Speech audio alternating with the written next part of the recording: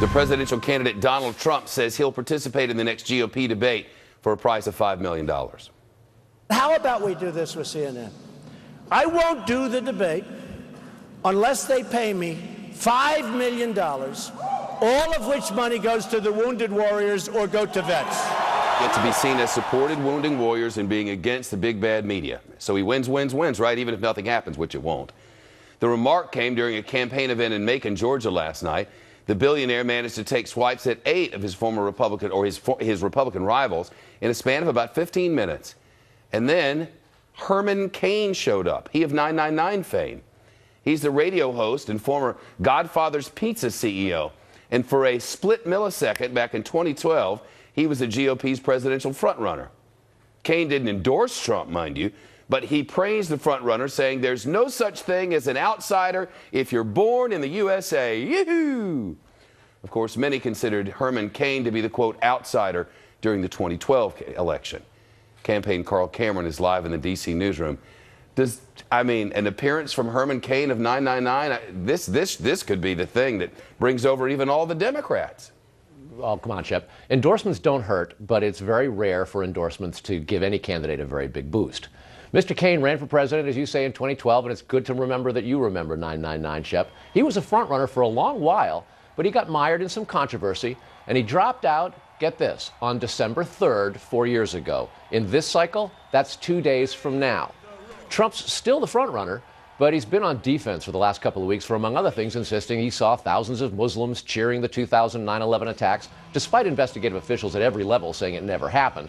And by the way, this is not the first time that Trump has said, I want the debate hosts to give me $5 million. He's actually said it before the last 2 debates. And each time, he didn't go through with it. And last night he said, well, one of the reasons I might not go through it is because people might call me chicken, and I'm not a chicken. Yeah. Cruz and Rubio have been getting after it a little bit. They have. They have obviously noted that Ben Carson's slide in the polls has given them an opportunity. So you see a big struggle with a number of candidates battling for momentum. Marco Rubio and Ted Cruz have the hottest fight over immigration. Cruz has been blasting Rubio for supporting amnesty in his immigration bill several years ago. But Cruz, for his part, will not say if a long-term path to legal status amounts to amnesty, and that's part of the plan that he has occasionally discussed. Cruz, on the other hand, says that Rubio has aligned with Hillary Clinton and the Obama administration on the military engagement in the Libyan civil war. Cruz opposed that, said it was adventurism, and now ISIS is said to be organizing in Libya, and Cruz is hoping to put Rubio on defense for that. Rubio, for his part, opposed ending the NSA's bulk data collection program, which Cruz supported curtailing. So Rubio is suggesting, with ISIS using all of the internet and telecommunications equipment to recruit and to organize, that for opposing that or supporting doing away with that program, Cruz and others, Rand Paul and frankly a majority of the whole Congress, should be culpable, Shep. All right, back to Donald Trump. We've been reporting here for weeks now that the GOP establishment is concerned that Trump may win the nomination. Why are they concerned?